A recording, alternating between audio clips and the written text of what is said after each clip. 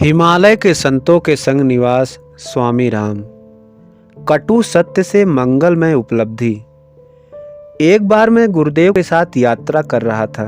हम लोग एक गांव से होकर के गुजर रहे थे। उस गांव में एक स्टेशन मास्टर का घर था। हम लोगों को देखकर वह हमारे पास आकर बोला कि महाराज जी, आप लोग महात्मा हो, हमारे बड़े धनभाग है कि आप यहाँ पधारे। मुझे भी कुछ ज्ञान ध्यान की बात बताइए ताकि मेरा कल्याण हो। मैं विश्वास दिलाता हूँ कि मैं पूरी श्रद्धा और निष्ठा के साथ उसका अभ्यास करूँगा। गुरुदेव ने मुझसे कहा कि इसे कुछ साधना की बात बता दो। मैं बोला कि एक मूर्ख दूसरे का पथ प्रदर्शन कैसे कर सकता है। अच्छा होगा कि आप ही इन्हें कुछ उपदेश दें। गुरुदेव स्टेशन मास्टर से बोले कि आज के दिन से तुम असत्य भाषण नहीं करोगे, किसी भी परिस्थिति में झूठ नहीं बोलोगे। तुम सत्य बोलने का व्रत लो और 3 महीने तक पूरी निष्ठा के साथ इसका पालन करो। उस क्षेत्र में रेलवे के अधिकांश कर्मचारी भ्रष्टाचारी थे। वे लोग घूस लिया करते थे। स्टेशन मास्टर ने निर्णय लिया कि वह अब घूस नहीं लेगा तथा जीवन की हर परिस्थिति में सत्य ही बोलेगा।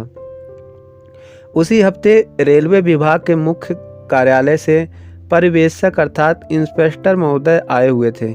उन्होंने स्टेशन मास्टर तथा स्टेशन पर काम करने वाले सभी कार्यकर्ताओं का निरीक्षण किया। इस स्टेशन मास्टर ने इंस्पेक्टर के प्रश्नों का सत्यता के साथ उत्तर दिया। उसका परिणाम यह हुआ कि कार्यालय के सभी कर्मचारी भारी विपत्ति में पड़ गए। सत्य बोलने के चक्कर में स्टेशन मास्टर तो पकड़ा ही गया, उसके साथ घूसखोरी में भाग लेने वाले अन्य सभी कर्मचारी भी अपराधी घोषित किए गए। स्टेशन मास्टर ने अपने मन में सोचा कि अभी तो केवल 2 हफ्ते ही बीते हैं। सत्य व्रत के पालन के चक्कर में हम लोगों का यह हाल हो गया। 3 महीने में तो पता नहीं क्या होगा। इधर घर में भी विपत्ति ने डेरा डाल दिया। घर वालों ने सोचा कि इसका दिमाग खराब हो गया है। थोड़े ही दिनों में पत्नी और बच्चों ने भी उसे त्याग दिया। एक ही महीने में उसका जीवन ताश के पत्तों से बने हुए घर की भांति एक ही झटके में ढह गया। एक दिन स्टेशन मास्टर महान शोका सागर में डूबा हुआ था। उस समय हम लोग नर्मदा के तट पर थे। गुरुदेव एक पेड़ के नीचे लेटे हुए थे। गुरुदेव एकाएक हंसने लगे और अनायासी बोल पड़े, पता है क्या हो रहा है? वह स्टेशन मास्टर जो हम लोगों को रास्ते में मिला था, जिसने हम लोगों से ध्यान भजन और साधना की बात पूछी थी और जिसे हमने झूठ ना बोलने का उपदेश दिया था, आज वह कारागार में है। मैंने पूछा, तो आप इस पर हंस क्यों रहे हैं? गुरुदेव बोले, मैं उस पर नहीं हंस रहा हूँ, मैं इस मूर्ख संसार पर हंस रहा हूँ। गुरुदेव ने बड़ी विचित्र बात बताई कि उस स्टेशन मास्टर के कार्यालय में 12 लोग काम किया करते थे। उन सभी ने मिलकर यह कहा कि स्टेशन मास्टर झूठ बोल रहा है। उन सब लोगों ने गवाही देकर यह सिद्ध कर दिया कि स्टेशन मास्टर घूस लिया करता था। स्टेशन मास्टर अपराधी सिद्ध हुआ। वह अकेले ही जेल चला गया और उसके सब 12 साथी छूट गए। इस घूसखोरी के प्रसंग में जब अदालत का चक्कर चला तो स्टेशन मास्टर अदालत पहुंचा। उसे देखकर न्यायाधीश ने कहा कि उसका वकील कहाँ है? स्टेशन मास्टर ने जवाब दिया, मेरे पास वकील नहीं है और ना वकील की ज़रूरत ही है। उसकी बात सुनकर न्यायाधीश ने कहा, मैं चाहता हूँ कि तुम्हारी कोई सहायता करे। स्टेशन मास्टर ने कहा, मुझे किसी वकील की ज़रूरत नहीं है और ना ही किसी की सहायता की ज़रूरत है। मैं केवल सत्य बोलना चाहता हूँ। सच्चाई यह है कि मैं घूस लिया करता था, भ्रष्टाचार में रत था।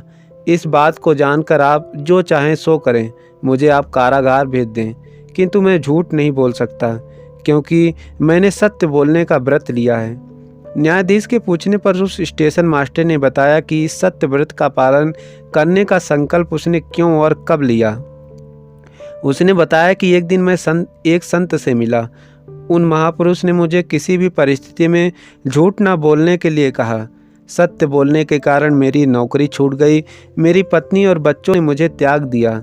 मेरे पास धन, मित्र और कुछ भी नहीं है। अब मैं जेल जाने की स्थिति में हूँ।